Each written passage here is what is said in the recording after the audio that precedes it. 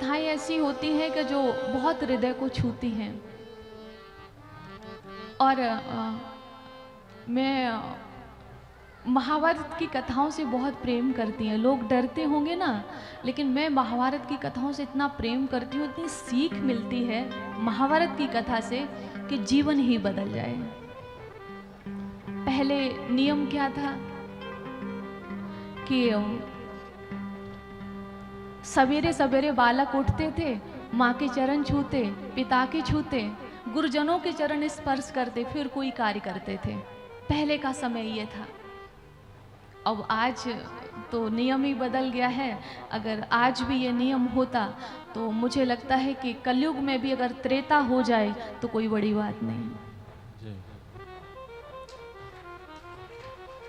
प्रात काल उठकर रघुनाथा, मात पिता गुरुनावे माथा। तो ये द्वापुर में भी नियम था।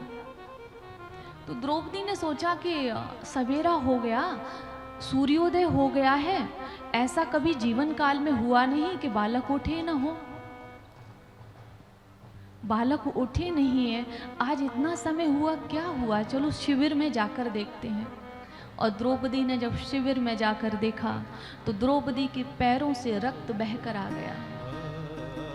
जब सैया पर गई हैं, सैया के पास में, तो देखा कि जब चद्दर हटा के देखा तो धड़ तो है, लेकिन 5 पुत्रों के शीश नहीं है।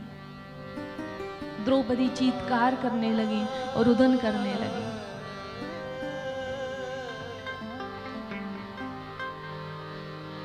रुदन करती है, हे विधाता, जीवन में ये दिन भी देखना पड़ेगा, ऐसा कभी सोचा नहीं था।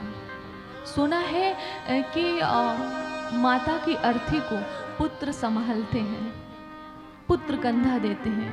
आज हमारे जीवन में ऐसा भी दिन आएगा कि मुझे पुत्र की अर्थी को कंधा देना पड़ेगा।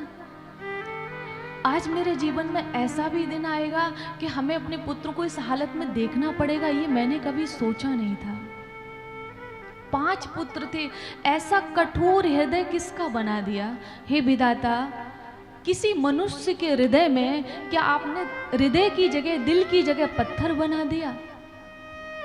इतना कोई निर्दयी कार्य कैसे कर सकता है? मेरे बालकों ने किसका क्या बिगाड़ा था कि 5 पुत्रों को मार दिया?